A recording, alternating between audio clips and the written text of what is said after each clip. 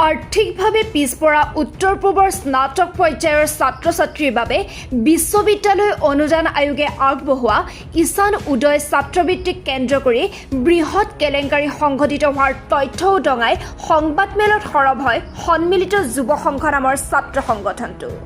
অসমৰ মূল উচ্চ শিক্ষা প্ৰতিষ্ঠানসমূহৰ পৰা 184 গৰাকীয়ে এই বৃত্তি লাভ কৰাৰ বিপৰীতে ভিক্টোৰিয়া ইণ্টাৰমিডিয়েট কলেজৰ পৰা বৰপেটাৰ অস্তিত্বহীন এখন কলেজৰ পৰা 374 জনে ছাত্ৰবৃত্তি লাভ কৰিছে। এতিয়া মন কৰক এই পত্ৰখনলৈ, য'ত ভিক্টোৰিয়া ইণ্টাৰমিডিয়েট কলেজৰ অধ্যক্ষজনে লিখি দিছে যে উক্ত কলেজত কেৱল ষষ্ঠ শ্ৰেণীৰ পৰা দ্বাদশমান শ্ৰেণীলৈকে ছাত্ৰক পাঠদান কৰা হয়।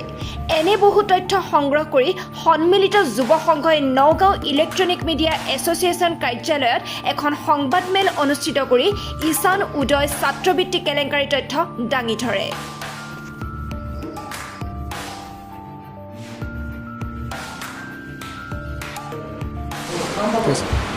নমস্কাৰ। আজি আমি এখন প্ৰেছ মিট দিয়া হৈছে। উদ্দেশ্য এটাই, বিগত কেইদিনমান দিনৰ পৰা আমি দেখি আহিছোঁ যে ঈশান উদয় স্কলাৰশ্বিপ 2020-21 যিটো এটা পচিবল স্কেম বা এটা মাল ফাংচন হৈছে বুলি যিটো অভিযোগ আহিছিলে, সেই অভিযোগৰ ভিত্তি ৰাখি আমি এটা নিজৰভাৱে আমি এটা ইনভেষ্টিগেশ্যন চলাবলৈ আমি চেষ্টা কৰিছিলোঁ। আৰু তাৰ কিছুমান তথ্য আমি আমাৰ সন্মিলিত যুৱ সংঘ বা INY তৰফৰ পৰা আমি ইয়াত দিব বিচাৰিছোঁ। প্ৰথম কথা যে ভিক্টোৰিয়া ইণ্টাৰ কলেজ, যিখন কলেজৰ নাম বিভিন্ন সময়ত উত্থাপন হৈ আছিলে, তাত অসমৰ পৰা 374 জন ষ্টুডেণ্টছে স্কলাৰশ্বিপ পাইছে আৰু তাৰ ভিতৰৰ পৰা 238 জন বৰপেটাৰ হয়। কিন্তু প্ৰশ্নটো হৈছে যে বৰপেটাৰ নিচিনা এখন টাউনৰ পৰা আৰু ইমান এটা কঠিন পৰিস্থিতিত উত্তৰ প্ৰদেশ আগ্ৰাৰ এখন বিদ্যালয়লৈ কেনেকৈ যাব? বাৰু সেইটো এটা আমি নিজে ভবা কথা। ডাঙৰ কথাটো হৈছে যে আমি যেতিয়া ভিক্টোৰিয়া ইণ্টাৰ কলেজৰ প্ৰিন্সিপালৰ লগত আমি কণ্টেক্ট কৰিছিলোঁ বা আমি তেওঁলোকক কথা পাতিছিলোঁ, তেওঁলোকে আমাৰ এটা ষ্টেটমেণ্ট দিছে যে ভিক্টোৰিয়া ইণ্টাৰ কলেজত কেৱল ক্লাছ 1ৰ পৰা ক্লাছ 6ৰ পৰা কেৱল 12লৈকে আছে। চ' যিখন কলেজত কেৱল দ্বাদশ শ্ৰেণীলৈকে আছে বা ক্লাছ 12লৈকে আছে, তাৰ ষ্টুডেণ্টে স্কলাৰশ্বিপ পাব কেনেকৈ? কাৰণ UGC স্কলাৰশ্বিপ পাব হ'লে তেওঁলোকে ডিগ্ৰী পঢ়িব লাগিব, কিন্তু গ্ৰেজুৱেশ্যন কৰিব লাগিব। কিন্তু ভিক্টোৰিয়া ইণ্টাৰ কলেজত না ডিগ্ৰী আছে না প্ৰফেচনেল ক'ৰ্চ আছে। আৰু এইখন হৈছে তাৰ ষ্টেটমেণ্টৰ প্ৰিন্সিপালে যিটো আমাক দিছে। এই ষ্টেটমেণ্টখনে কমপ্লিট ক্লিয়াৰ কৰি দিয়ে যে এইটো কমপ্লিট এটা স্কেম হয়, ডাঙৰ স্কেম হয়।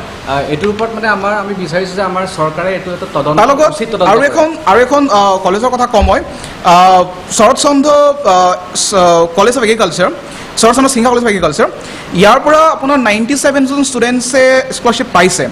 কিন্তু সেইখন কলেজৰ ষ্টুডেণ্টছ ইউনিয়নৰ যিজন ছেক্ৰেটাৰী হয়, তেওঁ কথাটো স্বীকাৰ কৰিছে যে আমাৰ স্কুলৰ পৰা ইমানকেইজন ষ্টুডেণ্টছো নাই আৰু ইমানকেইজন যিখনে পাইছে ষ্টুডেণ্টছ ফেক। আৰু এইখন হৈছে তেওঁৰ যিখন মেমৰেণ্ডাম বা যিখন তেওঁলোকে দিনক যিখন পাব্লিছ কৰিছিলে। ছেকেণ্ড কথাটো হৈছে Maddox institute of information technology আৰু চেণ্ট পল, এই দুখন আছে আপোনাৰ তেলেংগানাত। আমি তেলেংগানাৰ ছাত্ৰ ছাত্ৰীৰ লগত আমি কণ্টেক্ট কৰিছিলোঁ। আমি তেওঁক সুধিলোঁ যে মেডাক ইনষ্টিটিউট আৰু চেণ্ট পল নামৰ কিবা কলেজ বা ইনষ্টিটিউট আছে নেকি?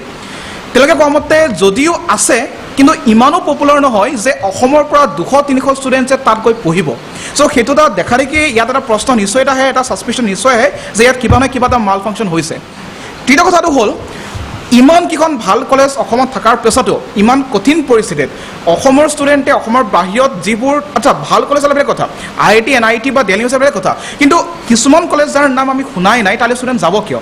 আপোনালোকে চাব, গুৱাহাটী ইউনিভাৰ্চিটিৰ পৰা 8 জন, BA বৰুৱাৰ পৰা 51, আছাম ইঞ্জিনিয়াৰিং কলেজৰ পৰা 24, যোৰহাটৰ ইঞ্জিনিয়াৰিং কলেজৰ পৰা 18, ডিব্ৰুগড় ইউনিভাৰ্চিটিৰ পৰা 12 জন, GMCৰ পৰা 12 জন, তেজপুৰ ইউনিভাৰ্চিটিৰ পৰা 59 জন আৰু NIT শিলচৰৰ পৰা মাত্ৰ 23 জনে পাইছে। মানে আমি অভাৰঅল কৰে 200 জনো নহয়।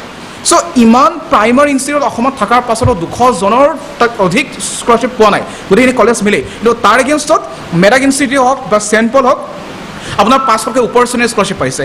চ' দেখা দেখিকে এইটো এটা ডাঙৰ এটা স্কেম বুলি মই ক'ব বিচাৰিছোঁ। স্কেমো হ'ব পাৰে বা তেওঁলোকৰ মাল ফাংচন হ'ব পাৰে। আৰু চবতকৈ ডাঙৰ কথা, NSP পৰ্টেলত আমি যেতিয়া মাৰিলোঁ যে কাৰণ UGC আণ্ডাৰত যিখন স্কুলে ৰেজিষ্ট্ৰেশ্যন কৰে, তেওঁলোকৰ এটা DIC কোড বা এটা কোড দিয়া হয়। চ' আমি চালোঁ যে ভিক্টোৰিয়া ইণ্টাৰ কলেজৰ এটা কোড আছেনে নাই। বস্তুটো ইমান শ্বকিং হয়, তাত তেওঁলোকে এই বস্তুটো উল্লেখ কৰিছে যে ভিক্টোৰিয়া ইণ্টাৰ কলেজত ডিগ্ৰী আছে, বেচেলৰ অফ আৰ্টছ আছে, কিন্তু প্ৰিন্সিপালে ক'লে যে বেচেলৰ অফ আৰ্টছ নাই। তো কথাটো হ'ল NSP পৰ্টেলত তাত আৰ্টছ আছে বুলি দেখাব কিয়?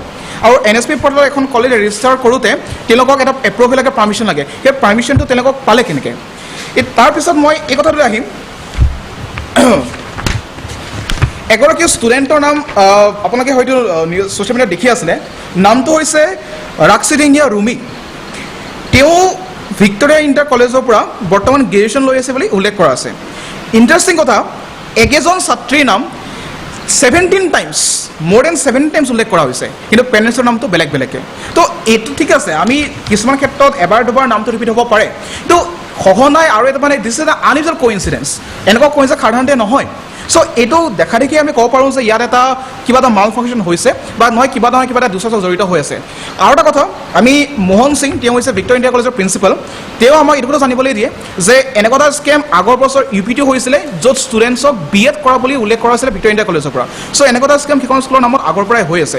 আমি নাজানো তাত স্কুলৰ কৰ্তৃপক্ষ জড়িত হৈ আছে নে কোনোবা দুষ্টচক্ৰ জড়িত হৈ আছে। আমাৰ উদ্দেশ্য এটাই যে এই যে স্কেমটো হৈ আছে বা এই যিটো মাল ফাংচন এটা হৈ আছে, যে চবেই গম পাওঁ আৰু চৰকাৰে এই বিভাগত এটা তদন্ত কৰক। মই আৰু এটা ষ্টুডেণ্টৰ নাম ক'ম, ষ্টুডেণ্টৰ নাম হৈছে আবুল বাছাৰ। তেখেতক দেখাইছে বৰপেটা বঙাইগাঁও কলেজ, আৰু এনেকুৱাকৈ আপোনাৰ 7টা এণ্ট্ৰি আছে, কিন্তু পেৰেণ্টছৰ নামকেইটা বেলেগ বেলেগ। চ' এনেকুৱা ধৰণৰ কোইনচিডেঞ্চ সাধাৰণতে নহয়।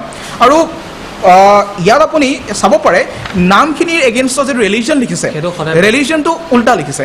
মানে গুৰুত্বপূৰ্ণ, মানে হ'ব পাৰে যে কিছুমানৰ নামটো বেলেগ থাকিলেও বেলেগ এটা ৰিলিজন হ'ব পাৰে, কিন্তু সেইটো এবাৰ দুবাৰ কেছ হ'ব পাৰে, কিন্তু সঘনাই ইমান ফ্ৰিকুৱেঞ্চিত যিটো নাম এগেইনষ্টত আমি যিটো ইউজুৱেল ৰিলিজন হয়, সেই ৰিলিজনটো বেলেগ কৰি দিয়া হৈছে।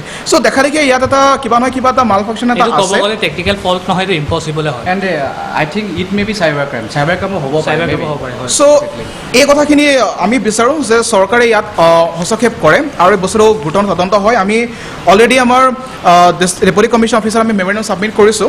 আমি আশা কৰিছোঁ যে চৰকাৰে এইটো তদন্ত কৰে, কাৰণ প্ৰথম কথা হৈছে UGC আণ্ডাৰত যিটো স্কলাৰশ্বিপ এটা বহুত হেভি এমাউণ্ট হয়।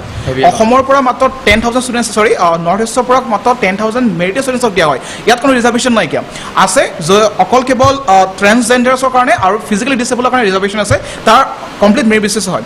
এতিয়া যিহেতু মেৰিট বেচিছ হৈছে, তাৰমানে কেৱল মেৰিটিয়াছ ষ্টুডেণ্টছ যাৰ ফেমিলি ইনকাম 4.5 লাখ, তো তেওঁলোকক নিশ্চয় এটা আৰ্থিক সাহায্যৰ প্ৰয়োজন হয়। কিন্তু এনেকুৱা যদি স্কেম হৈ থাকে বা এনেকুৱা যদি এটা ভুল তথ্য দি পেলাই যদি এখন লিষ্ট উলিয়ায়, সেইটো কোনো পধ্যে গ্ৰহণযোগ্য নহয়। চবতকৈ ডাঙৰ কথা আৰু হাস্যকৰ কথা যে ছেণ্ট পল ভিক্টৰিয়া কলেজ বা মেডাক ইনষ্টিটিউট আমি যিটো নাম কৈ আছোঁ, 2018-19 বৰ্ষ বা তাৰ আগৰ বৰ্ষত কোনো এটা ষ্টুডেণ্ট স্কলাৰশ্বিপ পোৱা নাই। ঘপককৈ ইমান ফ্ৰিকুৱেণ্টলি, তাকো ক'ভিড টাইমত 500+ কেনেকৈ পালে? So it is a matter of really a suspicious matter, and we hope this government will take into concern about this. So আমি এইটো আশা কৰিছোঁ, আৰু আমি সংবাদৰ কথা আমাৰ উদ্দেশ্য এইটোৱেই যাতে চৰকাৰখনে এই বস্তুটো গুৰুত্বপূৰ্ণভাৱে তদন্ত কৰক। আমি জানো যে ইয়াত চৰকাৰ মানে চেণ্ট্ৰেল গভৰ্ণমেণ্টৰ আণ্ডাৰত আহে বা ক'ব গ'লে UGC আণ্ডাৰত আহে, ষ্টেট গভৰ্ণমেণ্টৰ হয়তো ইয়াত কোনো ইনফ্লুৱেঞ্চ নাথাকিব পাৰে, তথাপি আমি কৰ্তব্য আছে। আমি ষ্টেট গভৰ্ণমেণ্টৰ জৰিয়তে আমি চেণ্ট্ৰেল গভৰ্ণমেণ্টে এইটো বাৰ্তা দিব বিচাৰিছোঁ যে যিটো স্কেম হৈ আছে, কাৰণ এইটো এটা নৰ্থ ইষ্টৰ মেটাৰ হয় আৰু সাধাৰণতে নৰ্থ ইষ্টৰ মেটাৰৰ গুৰুত্ব দিয়া নহয়, সেইটো আপোনালোকে নিশ্চয় দেখিছে। চ' যিহেতু এটা নৰ্থ ইষ্টৰ মেটাৰ হয়, আমি এইকাৰণে বিচাৰোঁ যে আমাৰ ষ্টুডেণ্টছখিনি যিবোৰ মেৰিটিয়াছ ষ্টুডেণ্টছ হয়, সেই মেৰিটিয়াছ ষ্টুডেণ্টছখিনিয়ে যাতে সঠিকভাৱে যোনে পাব লাগে, the deserving student should get a scholarship. So' ক'বলগীয়া আমাৰ ইমানখিনি আছে। মূল কথাটো হ'ল মানে যিখিনি যোৱা বছৰ দিছিলে 60% ওপৰখিনিয়ে মানে পাব লাগে, আৰু এতিয়া কথাটো হ'ল যে যিখিনি যোগ্য কেণ্ডিডেট তেওঁলোকে এই বৃত্তিটো পোৱাটো উচিত। আৰু এতিয়া আমি জানিবলৈ পাইছোঁ যে 38% ষ্টুডেণ্টও পাইছে, এইটো কোনো ধৰণে হ'ব নোৱাৰে। গতিকে এই গোটেই তালিকাখন নতুনকৈ প্ৰস্তুত কৰি এটা সঠিক উত্তৰ যাতে অসম চৰকাৰে এই বস্তুটোৰ ওপৰত তদন্ত কৰি উলিয়াই দিয়ে। চেণ্ট্ৰেল গভৰ্ণমেণ্ট যদিও চেণ্ট্ৰেলৰ ফালৰ পৰা হয়, আমাৰ ষ্টেট গভৰ্ণমেণ্টে চিলেকশ্যনটো আপোনাৰ কলেজে মানে ভেৰিফিকেশ্যন কলেজে কৰে। চ' আচলতে মই ক'ব নাই, মই নাজানো ইয়াত কলেজ জড়িত হৈ আছে নে নাই, কিন্তু আমাৰ কথা হৈছে কাৰণ পাব লাগে। আমি এইটোৱে মানে দাবী যে মানে কলেজে নহয়, আমি এপ্লাই কৰিব লাগিব, তাৰপিছত ভেৰিফিকেশ্যনটো কলেজে কৰে।